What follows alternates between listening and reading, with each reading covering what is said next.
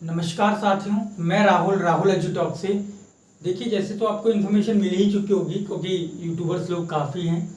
फिर भी मैं आपको बताने आया हूँ बिकॉज मेरी पब्लिक मेरे पास ही है कि यूपी पुलिस जो है री एग्ज़ाम हुआ था उस 60,244 पदों के लिए, उसका एक नोटिस जारी हो चुका है कि आपके लिए आंसर की आ चुकी है। ठीक है ना। अब वो कैसे कैसे है वो हम पूरी चर्चा करेंगे, यहाँ पे इन्फॉर्मेशन लेंगे पूरी और आपसे वार्तालाप करेंगे। नोटिस जारी हो चुका है। ठीक है, नोटिस के बिहाफ में इन्फॉर्मेशन देने के साथ साथ मैं आपको एक चीज़ बताना चाहता हूँ कि 60,244 पद जो हैं उनको, जिनका भी पीडीएफ में नाम या फिर जैसे भी वो निकलेगी, तो उनमें से करीबन 3 गुने बच्चे ये एक्स्ट्रा लेंगे। यानी कि अगर 60,244 स्टूडेंट का जो भर्ती होना है, कम से कम इनको 1.5 से 2 लाख स्टूडेंट लेने ही पड़ेंगे, तभी ये आके जाके फाइनल सिलेक्शन करा पाएंगे कुछ बच्चों का। तो देखिए, नोटिस आया है, नोटिस पे थोड़ी सी चर्चा कर लेते हैं। उत्तर प्रदेश सरकार ने अपनी वेबसाइट पे, ऑफिशियल वेबसाइट पे एक नोटिस डाला है, मैं यहाँ पे पिन कर दूंगा साइड से। उत्तर प्रदेश सरकार, उत्तर प्रदेश पुलिस भर्ती एवं प्रोन्नति बोर्ड 19C, तुलसी गंगा कॉम्प्लेक्स, विधानसभा मार्ग, वो एड्रेस है, उसको ध्यान में रखें। उत्तर प्रदेश पुलिस में आरक्षी नागरिक पुलिस के पदों पर सीधी भर्ती जो हुई थी, जिसके लिए इन्होंने ये एग्जाम लिया था, उसके बारे में बात कर रहे हैं। दिनांक 23, 24, 25, 30 और 31 अगस्त को ये एग्जाम संपूर्ण रूप से पूरा हुआ। आयोजित लिखित परीक्षा के प्रश्नों तथा उत्तर कुंजी के संबंध में ऑनलाइन आपत्तियों प्रस्तुत करने की सूचना। यानी कि जो ये मेरी वीडियो है, यहाँ पे लिखी तो है आंसर की आ गई, लेकिन आंसर की अभी अपलोड नहीं हुई है। ये आपको आज 11 तारीख 12 बजे के बाद मिल जाएगी। और कैसे कैसे मिलेगी ये मैं आपको बता देता हूँ, क्योंकि सभी लोग ये मत सोचिए कि मेरी आंसर की आएगी, है डेट वाइज आंसर की निकलेगी। ठीक है ना। ऐसा नहीं है कि अगर किसी का एग्जाम 30 या 31 तारीख में, वो कल आंसर की देख लेगा, ऐसा नहीं होगा। उन्होंने डिवाइडेशन कर रखा है। तो यहाँ पे लिखा है, उत्तर प्रदेश पुलिस भर्ती एवं प्रोन्नति बोर्ड द्वारा आरक्षी नागरिक पुलिस के पदों पर सीधी भर्ती 2023 की दिनांक 23, 24, 25 अगस्त तथा 30-31 अगस्त 2024 को संपन्न लिखित परीक्षा के सभी 10 पालियों के प्रश्न पत्रों तथा उत्तर कुंजी बोर्ड की वेबसाइट, जो कि है upvpb.gov.in पर। देखिए, परीक्षा तिथि आप भी जानते हैं, ये पेपर जो हुआ था, ठीक है ना, ये हुआ था 23, 24, 25 को भी हुआ था क्या? हाँ, 25, 30 और 31। ठीक है ना। और प्रत्येक जो पाली में थे वो 2 शिफ्ट थी, है ना, फर्स्ट और सेकंड। इस तरीके से अगर लगाएंगे तो 5 दूनी 10 शिफ्ट हो जाएंगी। टोटल जो शिफ्ट बनेगी वो 10 शिफ्ट हो जाएंगी। ठीक है।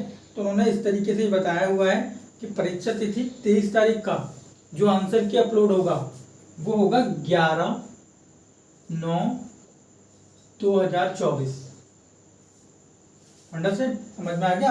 11 तारीख को आपका ओनली 23 तारीख वालों का, जिनका भी एग्जाम 23 फर्स्ट शिफ्ट में प्लस सेकेंड शिफ्ट में जिनका भी एग्जाम हुआ है, उनकी आंसर की आएगी 11 तारीख को। अब सभी स्टूडेंट चेक करने मत लग जाना, फिर कहेंगे कि मेरा तो लिंक ओपन नहीं हो रहा। तो ऐसा नहीं होगा। जिस तरीके से उन्होंने नोटिस दिया है वो उसी तरीके से प्रोन्नति बोर्ड काम करेगा। ठीक है। फिर आ जाता है 24 तारीख को। ठीक है ना। तो 24 की फर्स्ट और सेकंड का जो आंसर की अपलोड होगा वो होगा आपका 12 तारीख को, 12/9/2024। आ रहा है ये चीजें समझ में किस तरीके से बता रहा हूँ। इसी तरीके से बाकी के ये लिखा हुआ है, जैसे कि 25 तारीख को प्रथम एवं द्वितीय पाली का 13 तारीख को आ जाएगा, और 30 तारीख का, 30 और 31 का, ये पूरा जिस तरीके से मैं डाल दूंगा, पिन कर दूंगा नोटिस। आगे बढ़ लेते हैं। अभ्यर्थियों को किसी प्रश्न या किसी प्रश्न के उत्तर विकल्प या उत्तर कुंजी के संबंध में कोई विसंगति ज्ञात होती है, जैसे कि इसका सीधा फंडा क्या है आप समझ पा रहे होंगे। जैसे मान के चलो, उत्तर प्रदेश पुलिस में आपने पेपर दिया और आपको एक एग्जाम प्रश्न करके आए कि भारत का सबसे बड़ा राज्य कौन सा है, प्लस पूछ रहे हैं क्षेत्रफल की दृष्टि से, है ना। अब इसमें 4 ऑप्शन थे, मान लो महाराष्ट्र, तमिलनाडु, राजस्थान, सॉरी थोड़ा जल्दी लिख रहा हूँ, और उत्तर प्रदेश। ठीक है, ये प्रश्न है। तो अब इस प्रश्न में मान के चलिए आपने यहाँ पे महाराष्ट्र पे क्लिक कर दिया था, ठीक है। अब महाराष्ट्र पे क्लिक, सॉरी आप महाराष्ट्र में नहीं, राइट आंसर है राजस्थान, ठीक है। अब राजस्थान राइट आंसर था, लेकिन बोर्ड ने इस आंसर को राइट ना मानते हुए इसको राइट मान रहे हैं। तो भाई आपको डाउट है कि बिल्कुल 100%। वैसे इस क्वेश्चन का डेफिनेटली जो आंसर होगा वो राजस्थान ही होगा। क्षेत्रफल की दृष्टि से भारत का सबसे बड़ा राज्य राजस्थान है, ठीक है ना। सेकंड नंबर पर महाराष्ट्र आता है, लेकिन फर्स्ट नंबर पे राजस्थान है, सेकंड नंबर पे महाराष्ट्र आता है, थर्ड नंबर पे मध्य प्रदेश आता है, ठीक है। तो इस तरीके से अब अगर आपको डाउट लग रहा है कि मैंने तो अपना राइट आंसर दिया था, मेरा आंसर गलत कैसे हो रहा है, क्योंकि आपका नंबर माइनस हो जाएगा। तो अगर ऐसा करेंगे तो इस कंडीशन में आपको ऑब्जेक्शन लगाने का एक ऑप्शन दे रहे हैं, जो कि हमेशा से कोई ना कोई एग्जाम देते ही हैं। तो उस तरीके से ये आप इस पे हैंड रेज कर सकते हैं, जिसे कहते हैं हैंड रेज, ठीक है। तो उस हैंड रेज में क्या होता है ना, कुछ अमाउंट लिया जाता है, वो हम आगे नोटिस में पढ़ेंगे। तो विसंगति ज्ञात होती है तो वे अपनी आपत्ति सुसंगत अभिलेख सूचना, मतलब साथ काफी ज्यादा हिंदी लिख दिया, के साथ ऑनलाइन दर्ज करा सकते हैं। अब वो दर्ज कैसे होगी, यहाँ पे देखिए, आपने ऊपर देखा नोटिस में लिखा हुआ है 11/9/2024 को जब आपकी आंसर की अपलोड होगी। भाई आंसर की अपलोड होगी तभी तो देख पाएंगे कि मेरे प्रश्न में दिक्कत है या नहीं है। तो जैसे ही मान के चलो आपने 3 प्रश्न में आपको डाउट लग रहा है कि मेरे तो राइट थे बट आयोग ने उसे गलत माना है, तो भाई 3 प्रश्न का मतलब होगा कम से कम 6 नंबर, तो 0.1 नंबर से सिलेक्शन रुक जाता है, ठीक है।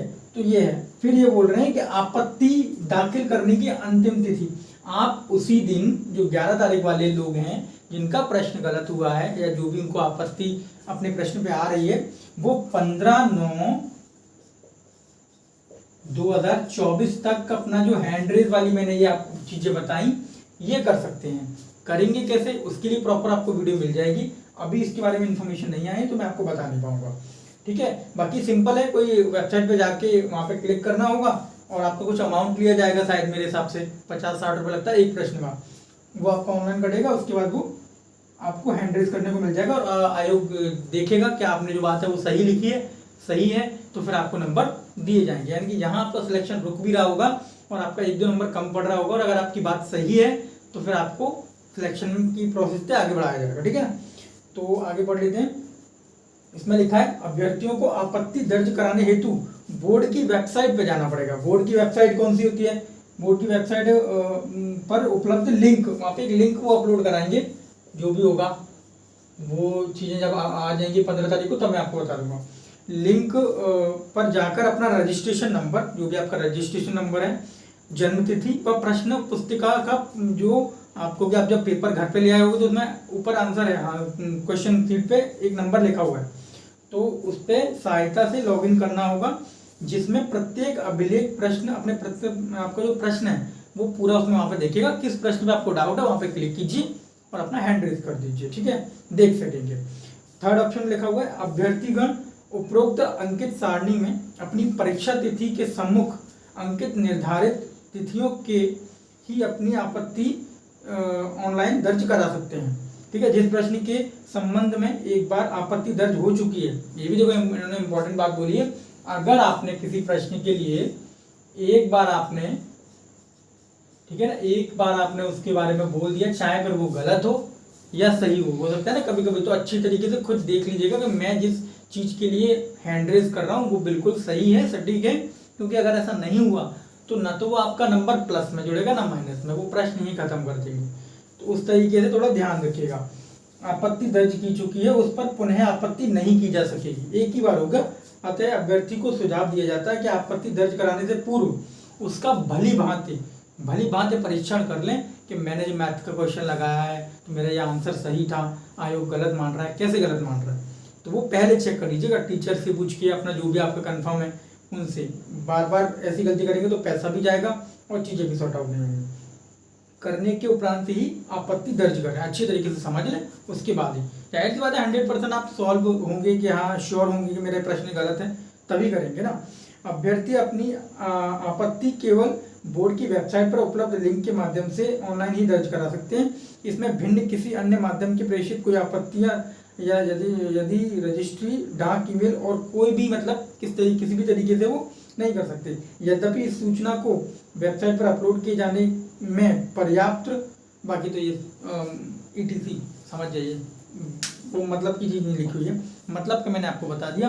तो इसका सीधा फंडा ये है कि पहले तो आपके प्रश्न मैं नहीं मानता कि गलत निकलेंगे, ठीक है ना, क्योंकि आयोग काफ़ी अच्छे तरीके से पेपर चेक किया होगा हमने, फिर भी हो जाता है, मिस्टेक हमसे ही होती है। कई बार प्रश्न ऐसे होते हैं कि आंसू जो है वो जीवनी किसकी है, किसने लिखी है, या फिर ये पुस्तक किसने लिखी है, तो हम बोल देंगे जयशंकर प्रसाद, है ना। अब वहाँ पे आप कुछ और लगा के आए हैं, या फिर आपने जयशंकर प्रसाद ही लगाया है, लेकिन आंसर की में आपका आंसर वो गलत बताया गया है। तो ऐसा अगर है तो प्रॉपर तरीके से सुना जाएगा, और आपका अगर प्रश्न राइट होगा तो आपको अतिरिक्त नंबर दिए जाएंगे।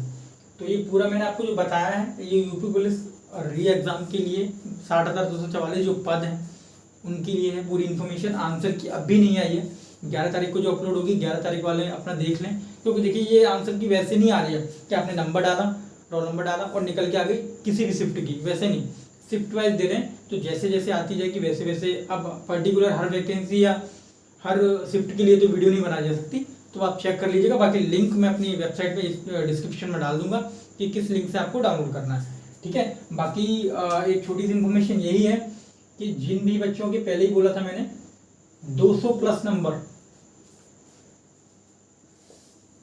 200 प्लस नंबर आ रहे हैं, ठीक है ना।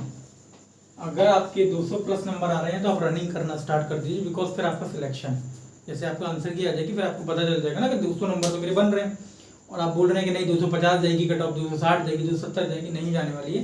बिकॉज बहुत सारे लोगों का पेपर कठिन आया है, शिफ्ट कठिन हुई है, बहुत सारी चीज़ें हुई हैं। 200 प्लस नंबर अगर आपके मेल्स में है जनरल कैटेगरी के लिए, तो आपको प्रिपरेशन रनिंग की करनी चाहिए। रनिंग कैसे है, लगभग 4.5 किलोमीटर है, ठीक है ना, 25 मिनट में, तो वो आप तैयारी करिए। 200 प्लस अगर मेल्स में आ रहा है, फीमेल का अगर 180 भी प्लस हो रहा है ना, तो भी फीमेल सिलेक्शन ले जाएंगी, बिकॉज ज़्यादातर लड़कियां निकलेंगी रनिंग में, तो जिनकी रनिंग स्ट्रांग होगी, अभी मैंने आपको बोला 3 गुना बच्चे लिए जाएंगे, यानी करीबन 2 लाख स्टूडेंट्स पास करेंगे ये 60,244 पद में से, ठीक है। बाकी वीडियो ज़्यादा लंबा हो गया, थोड़ा सा समय आपका देने के लिए बहुत बहुत धन्यवाद। इन्फॉर्मेशन पूरी है, कैसी लगी, ठीक ठाक लगी हो तो लाइक कर लीजिए, सब्सक्राइब कर लीजिए अगर मोर अपडेट्स आपको गवर्नमेंट जॉब के रिलेटेड चाहिए। बाकी ऐसा कोई भ्रमित वाली चीज़ नहीं, मैंने आपको पहले ही बोला था, मैंने आपको पहले वीडियो बना के बोला था कि 15 तारीख तक आंसर की आ जाएगी, और वही हुआ। मतलब कुछ चीज़ें अगर हमें ऊपर से पता चलती हैं